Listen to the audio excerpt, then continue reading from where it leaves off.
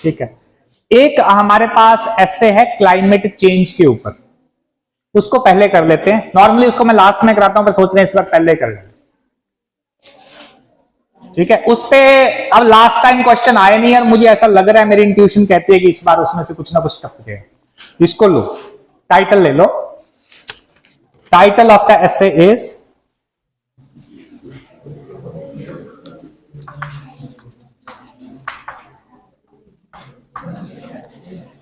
Climate change and human strategy. Climate change and human strategy.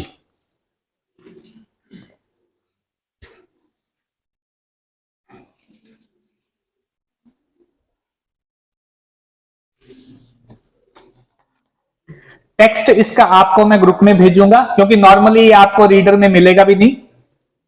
Text इसका माने इसका जो रिटन एसे है वो मिल जाएगा ग्रुप में। फिलहाल हम लोग इसका बैकग्राउंड और इसके इंट्रोडक्शन करेंगे यहां। ठीक हो जाएगा। इसको लिखा है ई के फेडरव ने, ई के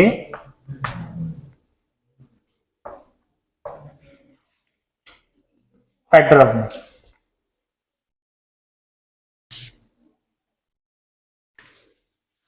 ये ई आर कर लेना स्पेलिंग, ये ई के फेडरल।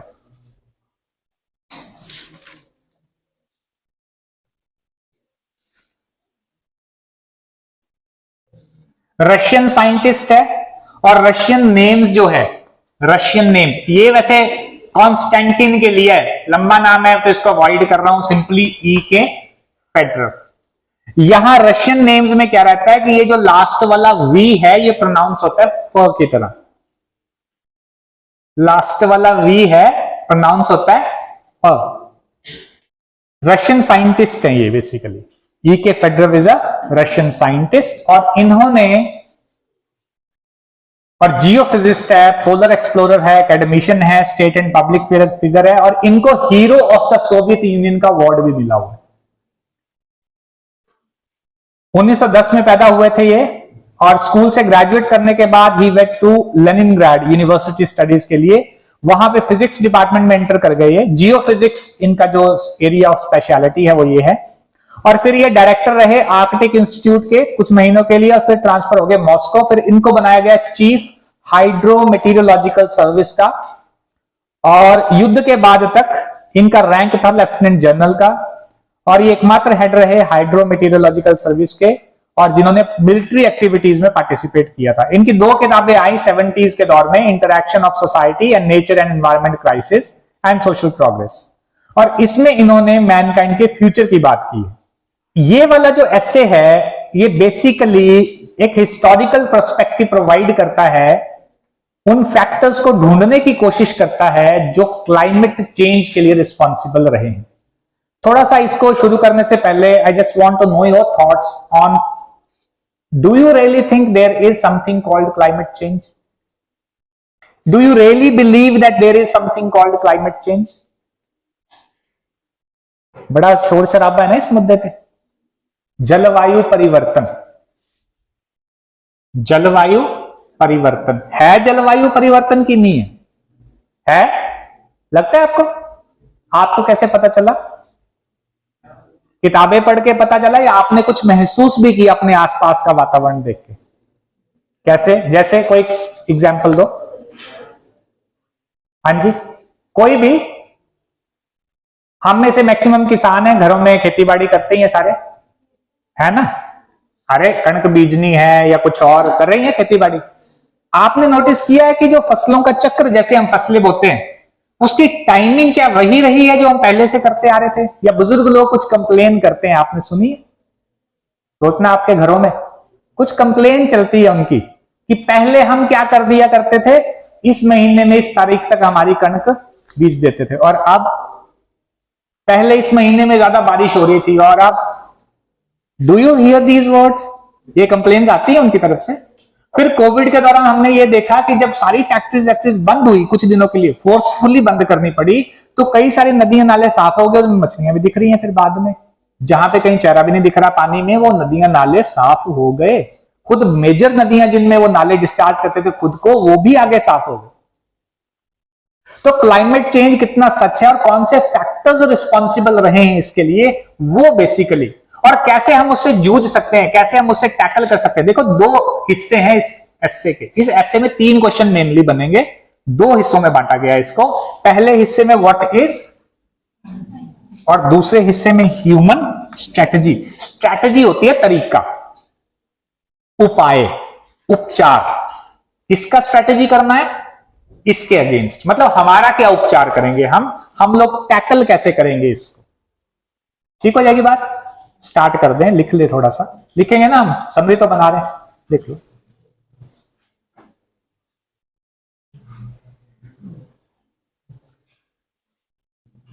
द एसे, इसको क्लाइमेटिक कर लेना, हेडिंग का ना क्लाइमेटिक लिखा है, क्लाइमेट संबंधी हो गया ना, जलवायु संबंधी परिवर्तन, क्लाइमेटिक। इसका टाइटल ये है, exact title, the essay climatic change and human strategy, inverted comma में लेना, single, the essay climatic change and human strategy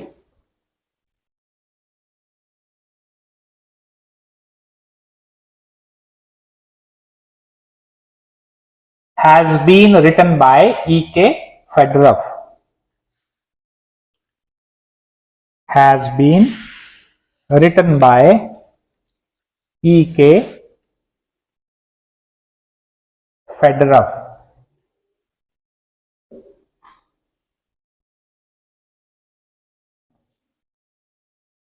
Full stop. In this essay, the writer begins शुरू करता है by giving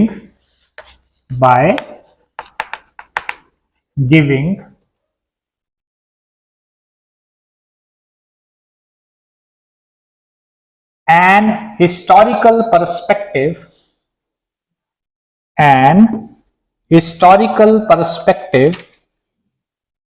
पर्सपेक्टिव की हिंदी होती है पहलू, हिस्टोरिकल माने ऐतिहासिक पहलू।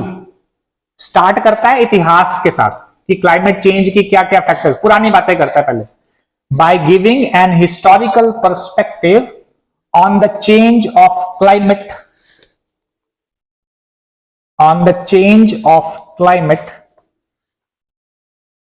during the past millennia। क्या लिखोगे? MILLENNIA।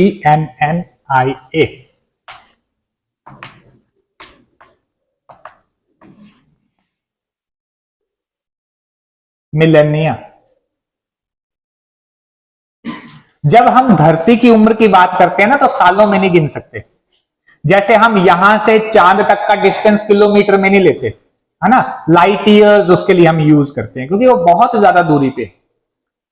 तो वैसे ही मिलेनिया, जैसे धरती की उम्र जब नापी जाती है ना, जैसे डायनासोर वाला युग कितने साल चला, या वो हमारा जो आइस एज चली थी, शीत युग था एक धरती पे, सब कुछ बर्फ में दफन हो गया था पता नहीं कितने लाखों सालों तक। फिर एक जोन चला जब डोमिनेट करते थे मैमल्स, पर इंसान डोमिनेट नहीं करते थे। फिर इंसानों का डोमिनेशन शुरू हुआ, बाकी एनिमल्स गायब हो गए। ये धरती की एज में आएगा। तो मिलेनिया का, पास्ट मिलेनिया में, पिछले 10 लाख सालों में कितना क्लाइमेट चेंज, उसके फैक्टर्स, क्योंकि ये जियोफिजिस्ट है। जियोफिजिस्ट होता है भूविज्ञानी जो धरती की स्टडी करता है। During the past millennia and explains the factors responsible for climate change. And explains the factors responsible for climate change.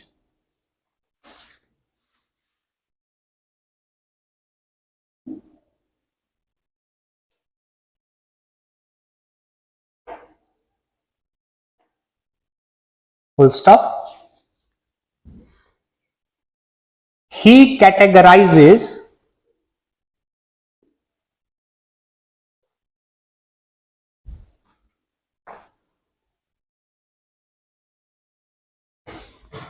इस लाइन को लिखने से पहले एक चीज बता दूं, देखो वर्ड क्या आया, कैटेगरी। कैटेगरी है समूह, या हम लोग जब डिवीजन क्रिएट करते हैं कि जी दो कैटेगरी हैं इस क्लास में, मेल फीमेल, कैटेगरी। इस वर्ड को देखो नाउन की तरह यूज किया, तो मैं बोलूंगा there are two categories according to him. दो लिख दिया और कैटेगरीज प्लूरल बना दिया तो नाउन बन गया। लेकिन अब मैंने इसको वर्ब की तरह यूज कर दिया सेंटेंस, इसी वर्ड को हमने क्या लिखा, ही कैटेगराइजेज, यानी कि जब ये वर्ब के तौर पे यूज होगा तो आई लगा के ZES। अभी है प्रेजेंट इंडेफिनिट, इसलिए ZES लग दिया। ही कैटेगराइजेज दीज फैक्टर्स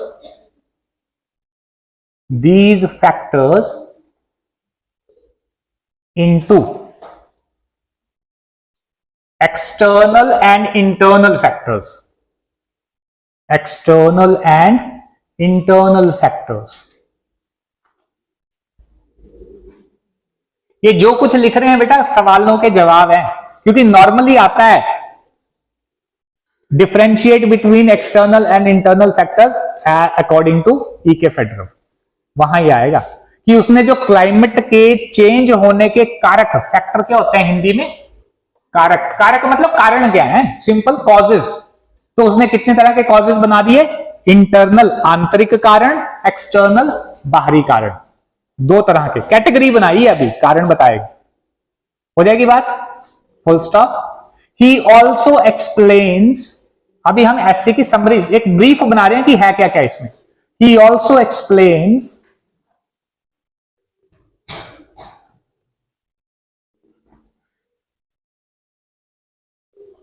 अब स्ट्रेटेजी लिखना है या मेथड्स लिखना है ये देख लो आप,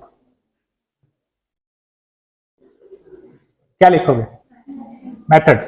he also explains certain methods, certain माने निश्चित, कर्टन नहीं है ये, क्या पढ़ते हैं इसको, सर्टन, स का साउंड है सी का। Certain methods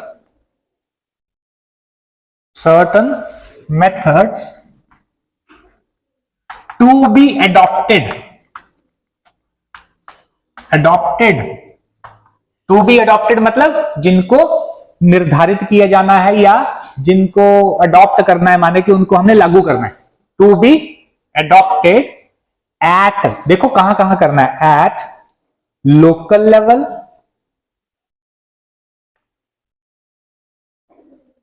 and global level,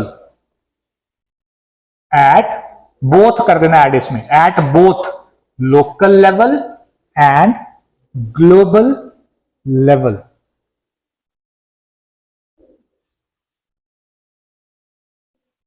to avoid, क्यों करना है, टू अवॉइड, अवॉइड माने टालना, द कॉन्सिक्वेंसेस, कॉन्सिक्वेंसेस होते हैं प्रभाव। नॉर्मली कॉन्सिक्वेंस शब्द जो है वो नेगेटिव एस्पेक्ट वाला होता है, नॉर्मल इसका अर्थ प्रभाव ही है, लेकिन कॉन्सिक्वेंसेस मतलब do this otherwise you will face the consequences, मतलब ये हो गया कि नहीं तो तुम्हें झेलना पड़ेगा या उस चीज का बुरा परिणाम, तब हम कॉन्सिक्वेंस शब्द लगा देते हैं। To avoid the consequences of climate change.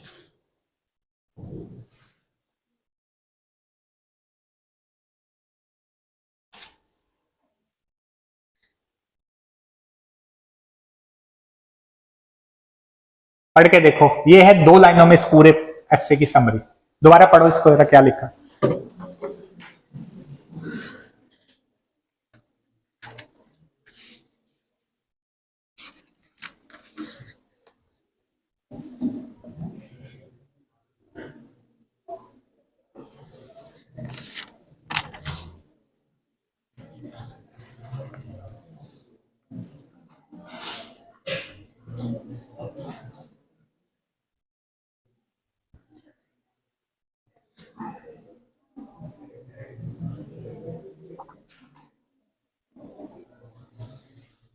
बन गई कुछ, अरे बनी कोई बात।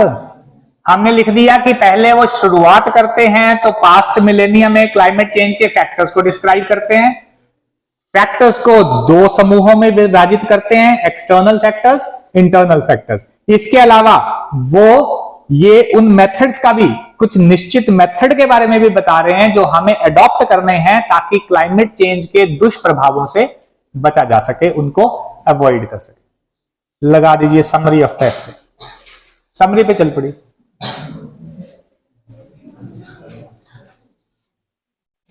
शुरू कर देते हैं, जब होगी खत्म तब होगी।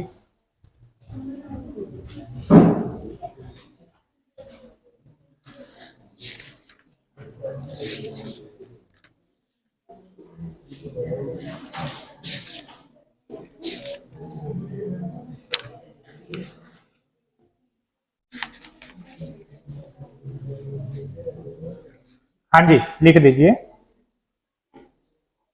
इन रीसेंट ईयर्स,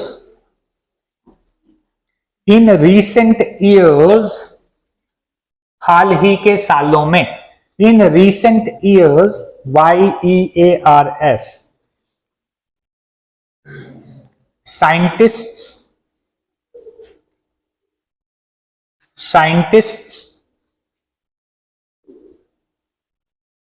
के स्पेलिंग लिख लोगे? SCIENTISTS,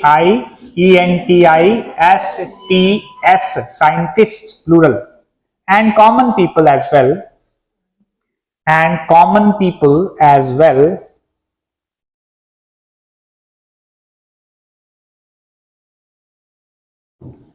have been concerned, common people as well have been concerned, CONCERNED,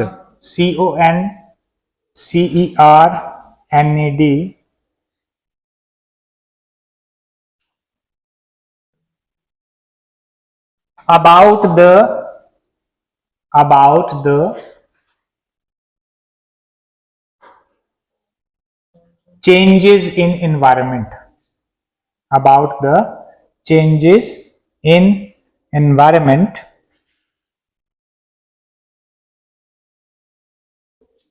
environment की स्पेलिंग जब भी लिखते हो, इन्वायरन होता है, ENVIRON, इन्वायरन फिर मेंट लगता है, स्पेशली ESPECIALLY, स्पेशली कॉमा लगा के ना, specially climate change.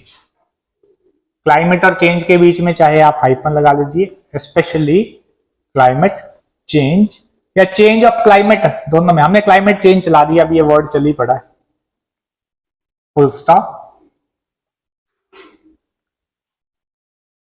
In spite of, INSPITE, of, in spite के साथ हमेशा ऑफ लगता है। In spite of many scientific and technological advancements, in spite of many scientific भूल गई, SCIENTIFIC, in spite of many scientific and technological advancements, ADV, victory वाला, ANCEMENTS, in spite of many technological and scientific advancements, it is quite necessary, necessary, NECESSARY, quite के spelling क्या लिखे हो? दो quite होते हैं, होमोनिम, ये है होमोफोन, सुनने में एक जैसे लगते हैं। कौन कौन से? QUITE, QUIET, ये वाला है चुप रहना, बी क्वाइट, तो ये वाला है सुनने में एक जैसे, होमोफोन, क्वाइट, ये वाला क्वाइट है। नॉर्मली ये किस सेंस में होता है? एग्जैक्टली तो नहीं होता, लेकिन लगभग इस सेंस में होता है, वेरी, बहुत की सेंस में। हालांकि ये बड़ी एग्जैक्ट नहीं है बात, पर चलो तुम्हारे लेवल पे इतना काम चल जाएगा। ये वाला लगाना है, quite necessary to preserve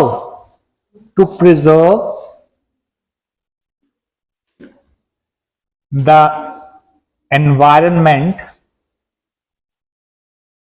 in which we live.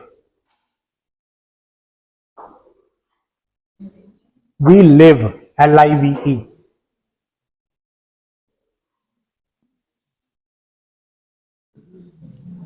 Full stop. There is a need to maintain, next line, there is a need to maintain the balance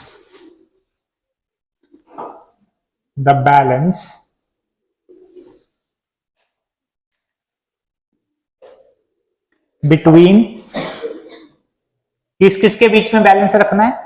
between progress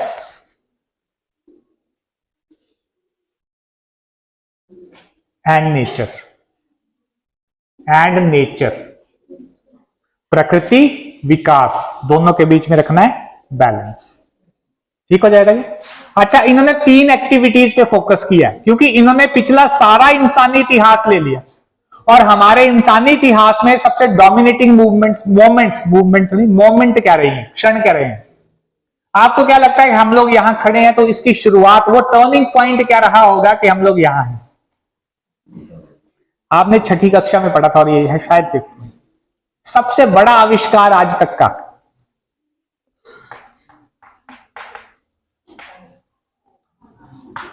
फिर और याद करो, आग और पहिया। सबसे पहले हमने ये डिजाइन किया था आग। जब आग आ गई हमारे हाथ में तो हम मेटल लग गए जानने, क्योंकि फिर हमने लोहे से और मेटल्स उसको पिघलाना, पिघला लोहा तभी तो आकार दिया। तो पहले पत्थर को छील छील के बना रहे थे हथियार। याद करो, याद करो, आप लोग नहीं बना रहे थे। इतिहास की किताब को याद करो जहां वो चैप्टर था प्रागैतिहासिक, कुछ ऐसा जाता था, नियांडरथल, नियोलिथिक, पेलियोलिथिक, कुछ ऐसे ऐसे बंदे। आपका तो हिस्ट 101, HIST 101, उसी में तो है ये 3062 1200, ऐसा नहीं है कि 1100 तक है। अरे HIST 101 आप में से हिस्ट्री वाले नहीं है, फर्स्ट ईयर में नहीं पढ़ा? उधर है तो है ये, आपको तो एक एक नंबर के भी आते हैं उधर। तो आग का आविष्कार, फिर पहिए का आविष्कार, फिर हमने आग से मेटल्स को डोमिनेट किया, मेटल्स की एक्सट्रैक्शन सीखी। जब मेटल हमारे हाथ में आ गई तो मेटल से फिर हथियार बना, तभी हुआ ना काम। जब हथियार अच्छे आ गए तब जंगल साफ हुए। लकड़ी की कुल्हाड़ी से कितने की जंगल साफ कर लेता वो, बड़ी भी ताकत होती है। एक आध पेड़ 5-6 दिन में करना था, जब लोहे की कुल्हाड़ी चलाई तो ज्यादा तेज काम हुआ। जुड़ी हुई है दोनों चीजें, एक तरफ प्रोग्रेस हुई तो उसके साथ साथ फिर दूसरी चीजें आगे बढ़ी। तो हमारी जिंदगी के आज तक के इंसानी इतिहास के जो डोमिनेटिंग फैक्टर्स हैं उनके ऊपर फोकस कर रहा है कि हमने क्या क्या बेसिकली किया है।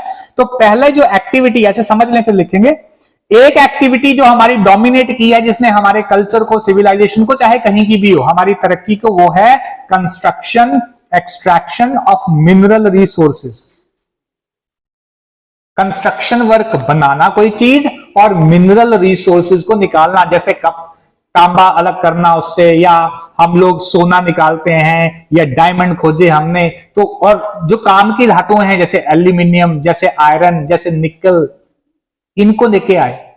फिर मिश्र धातुओं को मिक्स करना सीखा कि उनको गर्म करेंगे तो लिक्विड बन जाएंगे, उनको मिक्स करते हैं तो नई धातु बन जाती है। तभी बना ना वो सोने का आभूषण, प्योर सोने के आभूषण नहीं बनते भैया, है ना। वो मेलो होता है, वो तो ढल ही नहीं सकता, उसको तो दबाओगे टूट जाएगा। उसमें मिलाना है चांदी को या और कोई बेस मेटल को, तब वो इतना स्टडी होता है कि उसका गहना बन सके।